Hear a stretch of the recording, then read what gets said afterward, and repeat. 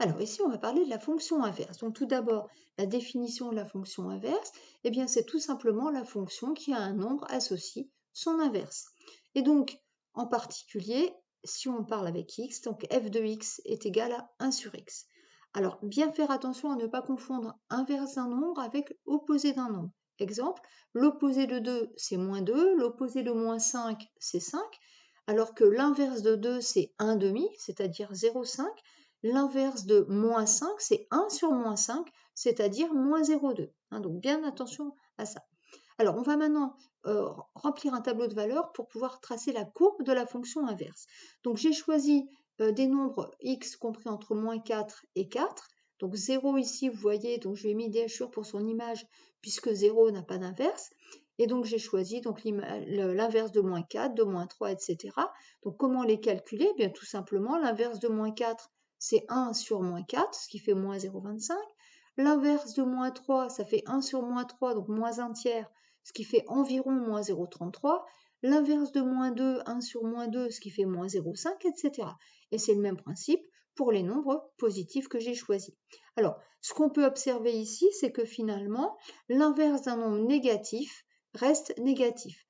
L'inverse d'un nombre positif reste positif. Donc, vous voyez, c'est une raison de plus pour ne pas confondre inverse et opposé. Alors, justement, l'opposé change le signe. L'inverse ne change pas le signe.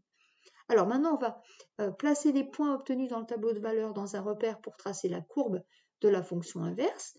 Et donc, en plaçant ces points, voilà ce qu'on obtient. Et donc, finalement, si vous regardez bien, on obtient, c'est comme si on obtenait deux courbes finalement. Et donc, la courbe de la fonction inverse s'appelle une hyperbole. Donc, elle est faite en deux parties. On expliquera tout à l'heure quel nom on donne à chacune de ces parties. Mais elle est en deux petites courbes, on peut dire.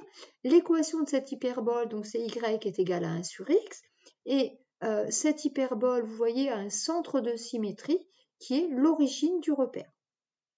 Alors, maintenant, on va regarder le lien entre les propriétés de la fonction inverse et sa courbe. Alors, dans un premier temps, son ensemble de définition, c'est l'intervalle ouvert moins l'infini 0, union l'intervalle ouvert 0 plus l'infini, puisque 0 est une valeur interdite.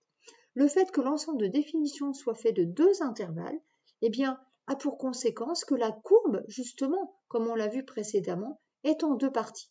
Alors, la courbe est en deux parties, chacune de ces parties s'appelle une branche. Donc en fait, l'hyperbole de la fonction inverse est constituée de deux branches d'hyperbole. Ensuite, ce qu'on avait vu, c'est que deux nombres opposés, on le voit dans mon tableau, deux nombres opposés ont bien des inverses opposées, un moins 0,1 inverse moins 10, 0,1 inverse 10, etc. Donc, on va dire que la fonction est impaire, et ça se traduit par le centre de symétrie qu'on avait remarqué tout à l'heure. Sens de variation maintenant, si on regarde dans notre tableau de valeurs, si x augmente dans les négatifs, x augmente donc de moins 4 à moins 0,1, on observe que les images diminuent. Maintenant, si x augmente dans les positifs, de 0,1 à 4, on observe également que les images diminuent. Et donc, on va conjecturer que la fonction inverse est décroissante sur l'intervalle moins l'infini 0 et décroissante sur l'intervalle 0 plus l'infini. Et graphiquement, ça se traduit par le fait que chacune des branches de l'hyperbole est descendante. Si je me promène sur la première branche, de gauche à droite, je descends. Si je retourne sur la branche de droite, de gauche à droite, je descends également. Alors, maintenant, on va parler du signe de la fonction inverse. Alors, on avait remarqué en fait tout à l'heure qu'un nombre négatif a un inverse négatif.